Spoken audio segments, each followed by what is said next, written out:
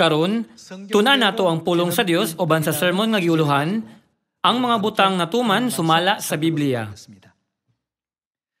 Ang tanan sa kalibutan natuman sama sa gipropesiya sa Dios diha sa Biblia.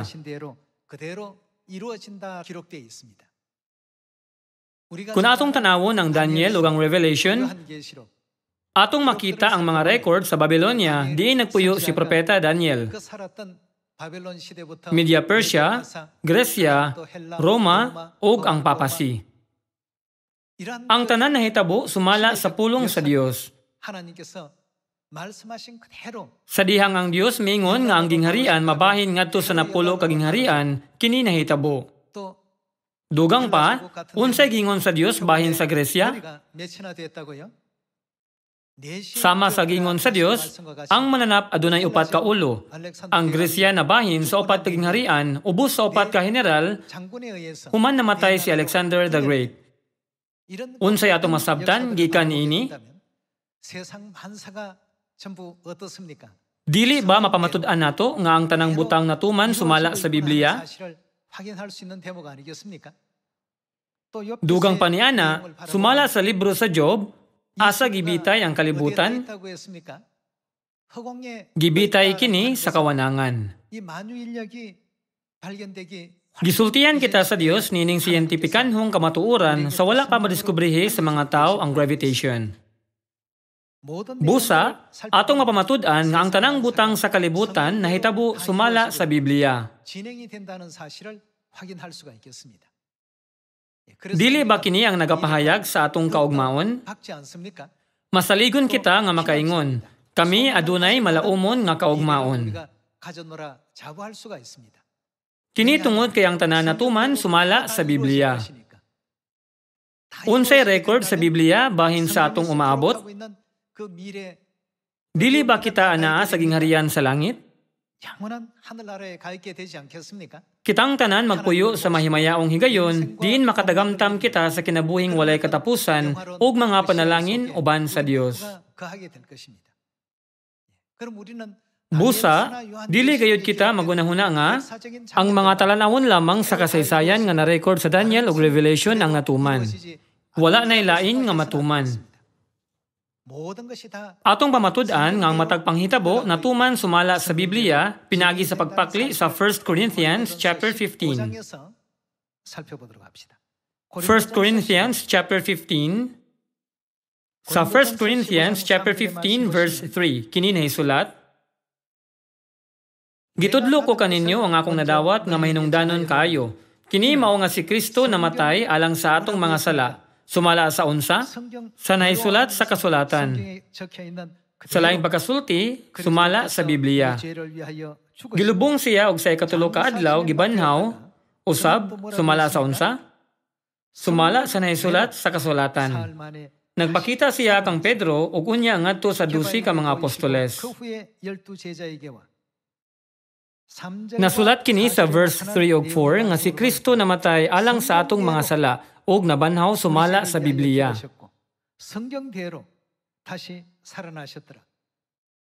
Nabanhaw siya gikan sa mga patay sa ikatulo nga adlaw sumala sa Biblia. Si Kristo namatay sa krus aron sa pagpapas sa atong mga sala. Dili ba naisulat usab kini sa Biblia?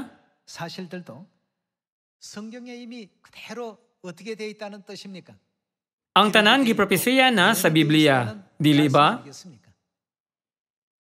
Tungod niini, angay ba natong dungagan ug usa ka pulong ang Biblia o kuhaan ang bisan unsa gikan niini? Dili gayud nato usabon bisan usa ka letra.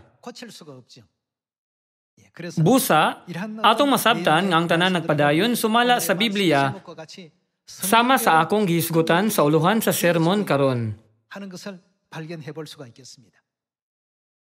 Baguhay lang, usa ka bagyo ang niabot sa atoa sa karon nga summer ug naghatag og dakong kadaot sa Korea.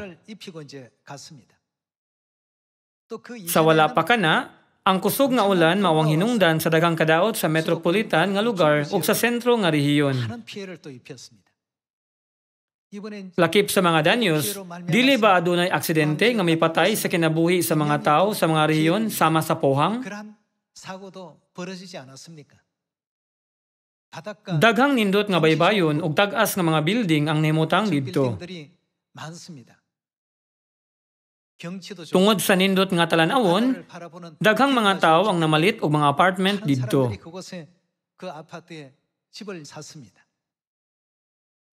Apan, kanunay nga moagi ang bagyo sa maong dapit. Mao nga nabalaka ang mga residente. Nagtukod sila sa ilang mga villa sa kabukiran alang sa manindot nga mga talanawon ug nagtukod og mga kabtangan sa pagtan-aw sa dagat nga adunay plano nga igugol ang nahibilin sa ilang mga kinabuhi didto.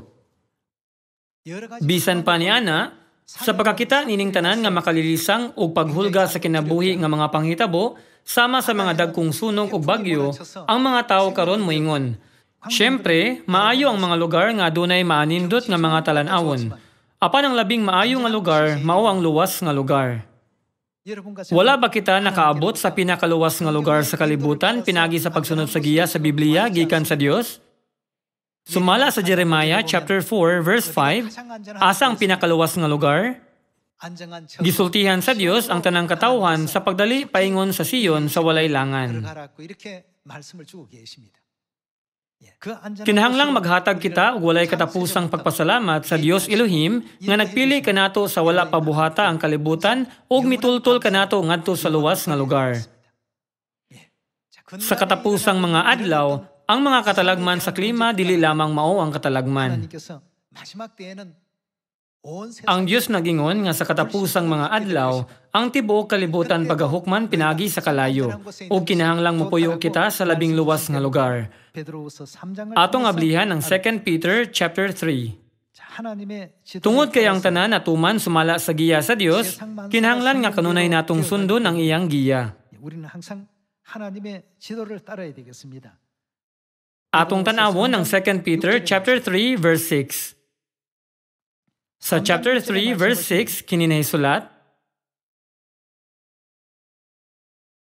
og pinagiusab sa tubig sa lunop ang unang kalibutan gilaglag. Apan pinagiusab sa pulong sa Dios ang kalangitan ug ang yuta nga atong nakita karon kitagana aron laglagon pinagi sa kalayo. Giandam kini alang sa adlaw nga ang mga daotan hukman ug laglagon. Sa panahon ni Noe, gilaglag sa Dios ang kalibutan pinagi sa tubig o gihukman ang mga daotan. Sa katapusang mga adlaw, hukman sa Dios ang kalibutan pinagi sa kalayo. Na-record kini sa Biblia. Ang tanan natuman na sumala sa Biblia. Dili pasagdan sa Dios nga kining usa ka bahin dili matuman. Giunsa pagsulat ang tanang record sa Biblia? Gisultihan sa Dios ang iyang mga propeta o gipalihok sila sa balaang espiritu. Ilang girecord ang mga pulong sa Dios. Busa, ang tanan natuman sumala sa Biblia. Ang kasaysayan mausab ang katumanan sa Biblia. Walay tao nga makausab niini. Busa, samtang atong tanawon ang lain-laing mga panghitabo nga nahitabo sa atong palibot karon, kinahanglan atong pangutan-on ang atong kaugalingon. Unsa kadugayon na kita karong panahona? Karon, ang mga climatologist o meteorologist nagingon. Ang mga tao dili na makakontrol sa pagtaas sa temperatura sa kalibutan. Milapas na kita sa punto nga dili na makabalik. Gigamit nila kini nga mga ekspresyon. Dili ba kini nagpasabot nga ang katawhan anaa sa peligro? Sa matag higayon nga adunay peligro, ang Dios magpatingog og alarma. Mangadto sa Siyon sa walay langan. Daghang mga tawo ang wala gihapon mahibalo mahitungod sa Siyon. Busa sultihi sila mahitungod sa Siyon aron makabalik dayon sila. Ang mga katalagman sa klima o mga gubat, syempre dagkong mga problema. Apan ang pag-antos sa walay katapusang impyerno hangtod sa kahangturan, mao ang labing dakong katalagman. Mao nga ang Dios nagsulti sa katawhan na pagdali sa pagbalik sa Siyon ang iyang puloy-anan. Magpadayon kita. 2 Peter chapter 3 verse 10. Apan ang adlaw sa Ginoo moabot sama sa usa ka kawatan. Niya ng adlaw, ang kalangitan mahanaw uban sa kusog nga dinahunog, ug ang mga butang musilaob ug maugdaw, ug ang yuta mahanaw uban sa tanan nga anaa niini. Ug sanglit kining tanan laglagon man niining paagiha, unsa may angay ninyong buhaton?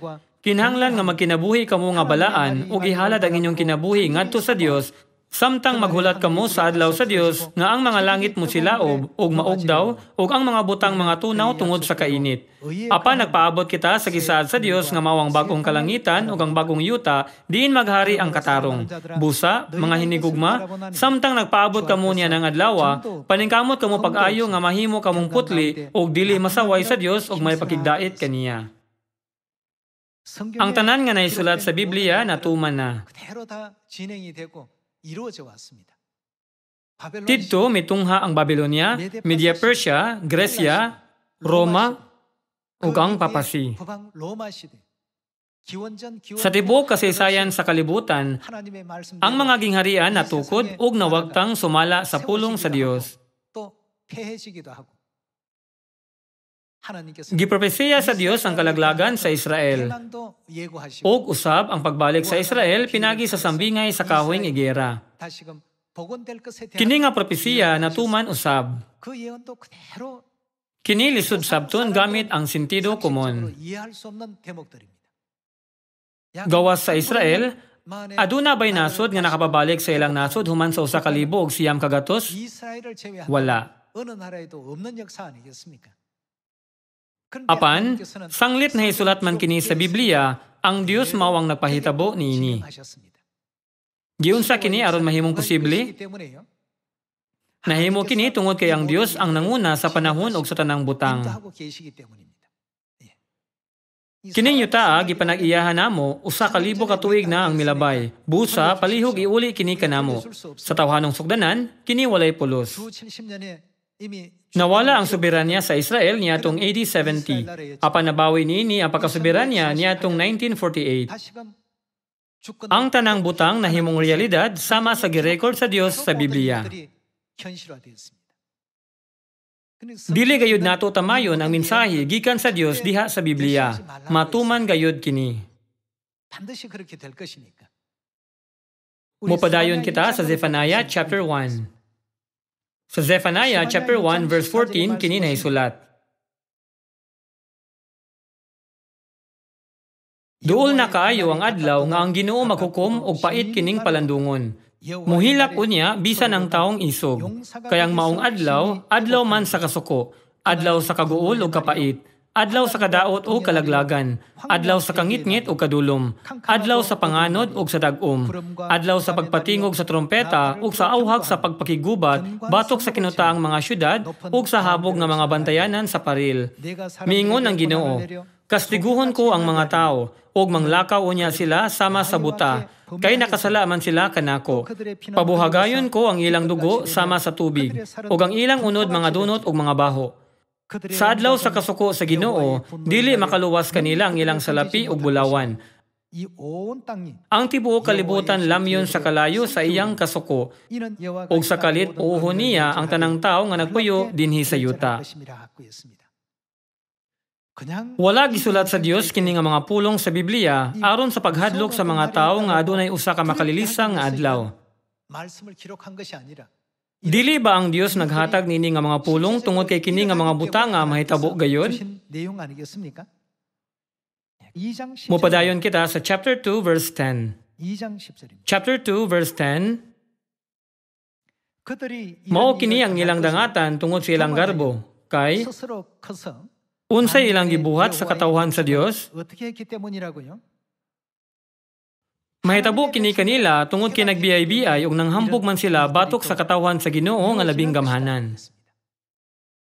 Mupadayon kita sa chapter 3. Chapter 3 verse 8.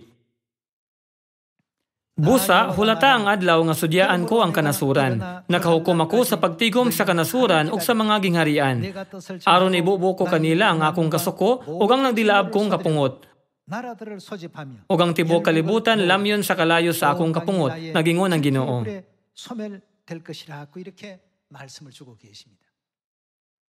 Ang mga record sa Biblia, dili lamang mahitungod sa independence sa Israel, o mahitungod sa mga propesiya sa mga gingharian sa Babylonia, Media Persia, Gresya, Roma ug sa papasi.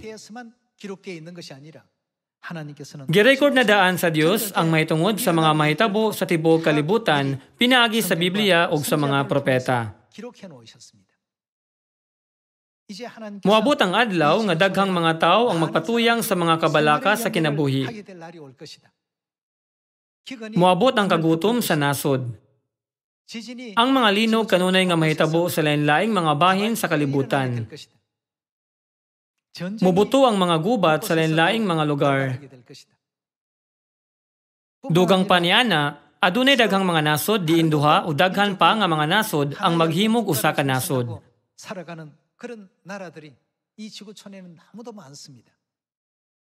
Maggubat ang mga nasod.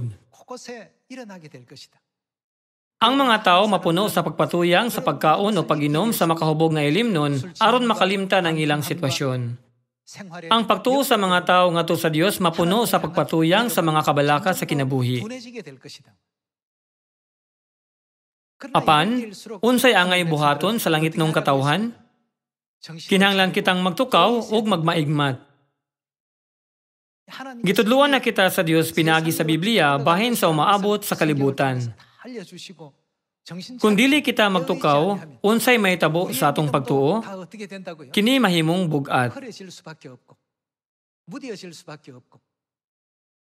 Aduna ba'y daotang mahitabo kung dili ko makasimba sa adlaw nga igpapahulay sa usa ka beses? May mahitabo ba kung dili nako sa ulogon ang pagsaylo karong tuiga? Ang atong pagtuo kinahanglang dili maminhod sama niini tungod sa kalibutanong mga butang. Kining kalibutan temporaryo lamang nga puloy-anan. Tungod kay ang gingharian sa langit mao ang atong walay katapusan nga puloy-anan, kinahanglan natong tangtangon ang tanan nga makababag kanato sa pagsulod sa gingharian sa Dios.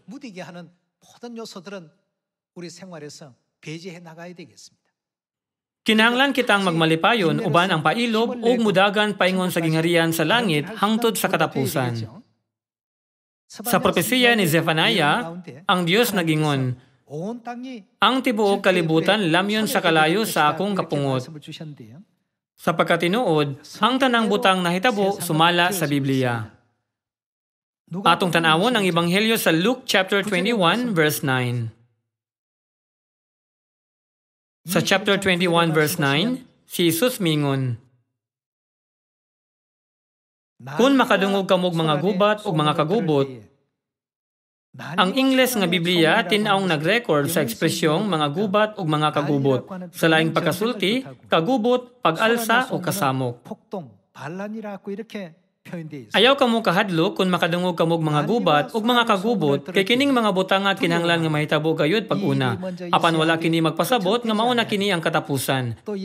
Mipadayon siya pagingon, ang usa ka nasod makigubat sa laing nasod ug ang usa ka gingharian mosulong sa laing gingharian. Mahitabuon niya ang makalilisang nga mga linog, gutom ug kamatay sa lain-laing dapit. Ang kamatay usa ka makatakod nga sakit nga mao ang pandemya. Ang COVID-19 maisip usab nga usa ka kamatay. Adunay, ingon man ang makahadlok nga mga butang ug mga dagkong hilhanan gikan sa langit. Gipasidanan kita ni Jesus nga magmabinantayon kung mahitabo kining mga butanga. Verse 34. Busa pagbantay kamo. Kung natulog ka o dili ka magbantay, ayaw kamo. Unsa? Pagpatuyang sa pagkaon o pag-inom sa makahubog nga ilimnon. Ayaw kamo padaog sa mga kabalaka mahitungod ining kinabuhia. Dinhi, ayaw kamo pagpatuyang, nagpasabot, maluya ang imong pagtuo. Aduna ba'y mahitabo kung dili ko moadto sa serbisyo sa usa ka beses? Sa kini nga mga pangunahuna, ang atong kasing-kasing mabugatan ug ang atong paglaom sa langit maluya. Ingong resulta, dadon kita palayo sa langit. Ayaw kamo pagpatuyang sa pagkaon ug pag-inom sa makahubog nga ilimnon. Ayaw kamo padaog sa mga kabalaka mahitungod niining kinabuhia. Unsay mahitabo niadtong adlaw, kay tingali unyag makalitan kamo niadtong adlaw. Nagpasabot ba kini nga basin kanang adlaw moabot o dili? Moabot gayud. Kini dili usa ka butang nga gisulat sa tao, kundi sa Dios. Verse 35. Kay moabot kini sa tanang mga tao sa tibuok kalibutan ingon sa usa ka litag. Dili ba kini nagpasabot nga kini moabot sa matag tao nga nagpuyo sa kalibutan? Dili lamang kini para sa mga Israelita o dili sa mga Koreano, kundi sa tanang katawhan sa kalibutan. Verse 36. Busa pagbantay gayud kamo og pagampo kanunay nga makabaton kamo kalig-on aron makaatubang kamo nga dili maunsa nining tanan nga mahitabo ug makabarog sa atubangan sa anak sa tao. Ang mga miyembro sa pamilya sa Sion kinahanglang musulti sa mga pulong sa pagtuo nga makapalig-on sa uban ug makapadasig sa pag-adto sa gingharian sa langit. Kung nahigot kita sa pisikal nga mga butang, ang atong sukdanan sa bili maporma niya na nga direksyon. Ang atong bili anaa sa walay katapusang gingharian sa langit. Kinahanglang maghimo kita sa tanang paningkamot sa pagpabilin sa atong kasing-kasing ngadto sa gingharian sa Dios ug sa pagpanalipod sa atong hugot nga pagtuo gikan sa pagkaluya. Tungod niini, ang Dios misulti nga iya na kitang gipasidan-andaan niining tanang butang. Atong tanawon ang Mark chapter 13 verse 23. Sa verse 23, si Jesus mingon, busa pagbantay kamo. Unsay iyang nabuhat? Gipasidanan ko na kamo niining tanan. Ang mga pulong sa Luke chapter 21 o sa mga libro ni Zephaniah ug 2 Peter mao ang tanan nga mga pulong sa Dios nga gisulti daan kanato. Verse 18. Busa pagampo kamo sa Dios nga dili kini mahitabo sa tingtugnaw. Kay ang kasakitan niya itong mga adlaw, labi pang makalilisang kaysa bisan unsa nga nayaguman sa kalibutan, sukad kini buhata sa Dios hangtod karon ug dili na gayud hitugnan bisan kanus-a. Apan tungod sa iyang pinili nga katawhan, gipakubsan sa Ginoo ang gidaghanon sa mga adlaw niadtong panahona kay kun wala pa, wala untay mahibiling buhi. Tungod kay ang maong katingad-an nga mga butang moabot sa kalibutan, kinahanglan kitang magmaigmat ug mutanaw sa Dios ug sa gingharian sa langit. Kinahanglan nga kita adunay husto nga kahibalo kung asa ibutang ang atong mga tumong ug unsaon pakinabuhi sa atong kinabuhi ug pagdagan sa atong lumba. Aron mahimo kini, kinahanglan aduna kitay pagtuo sa bagong ngalan, Amahang Kristo ang sanghong, o ingon man sa Dios inahan ang bagong Jerusalem. Dugang paniana, kinahanglan dili kita mawad-an sa atong pagtuo sa bagong kasabutan. Kung kita mapabilin sa bagong kasabutan, ang Dios maghatag kanato sa walay katapusang panalangin, nga mao ang gingharian sa langit. Atong ablihan ang Hebrews chapter 9 verse 15. Sa Hebrews chapter 9 verse 15, kini nahisulat. Tungod niini, si Kristo mawang naghimo sa usa ka bag-ong kasabutan aron katong gitawag sa Dios makadawat unsa sa walay katapusang mga panalangin nga gisaad sa Dios. Mahimo kini tungod kay ang iyang kamatayon nagluwas man sa mga tao gikan sa mga sala nga nahimo nila samtang ubos pa sila sa unang kasabutan. Ang gisaad nga walay katapusang panalangin ihatag pinaagi sa bagong kasabutan ngadto sa mga gitawag.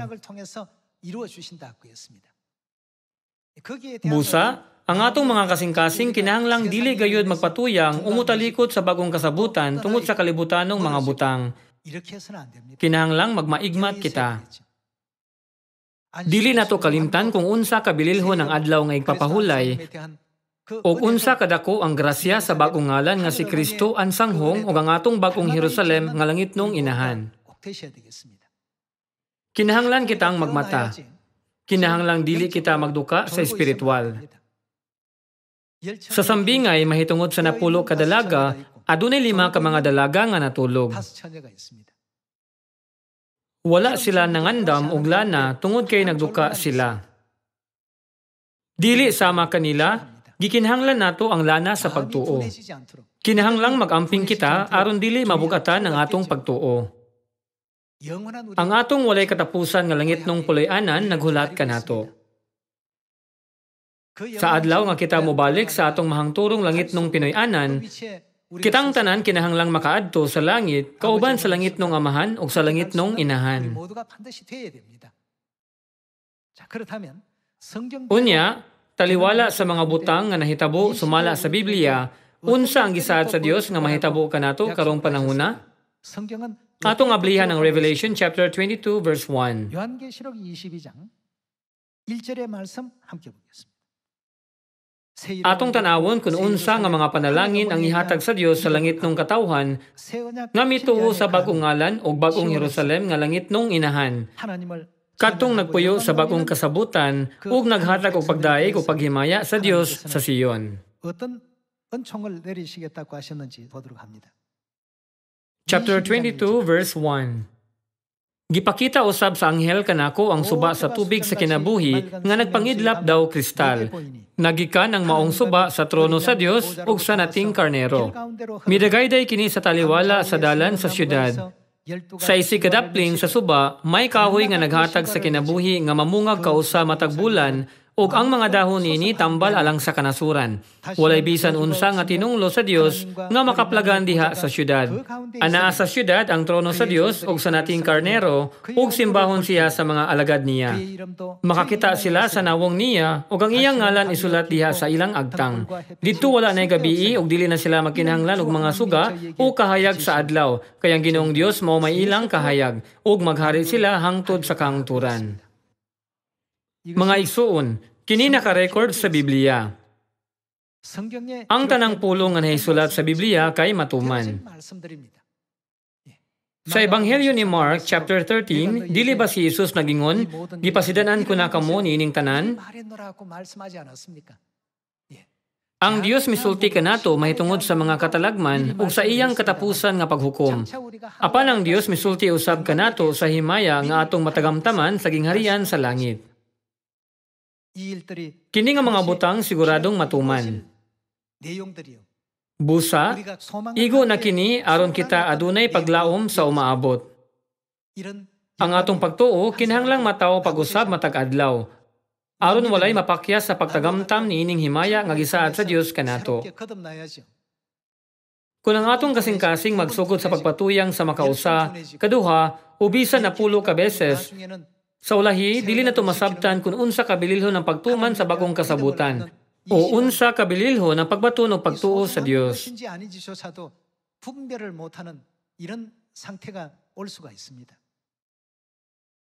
Mao nga ang Biblia nagpasidaan kanato nga makabiling magtukaw o magmaigmat. Magmaigmat kita ug magpugong sa kaugalingon. Hinumdumi nga ang kalibutan mahitabo sumala sa Biblia. Dili gayud nato kalimtan nga ang atong kaugmaon matuman sumala sa Biblia. Nagalaom nga ang tanang langit nung mga miyembro sa pamilya muhimo sa tanang paningkamot nga magkahiusa sa usag-usa sa pagsangyaw sa ebanghelyo sa Samaria o sa tibuok kalibutan. Gusto na kong tapuson ang sermon karong adlaw. Daghang salamat.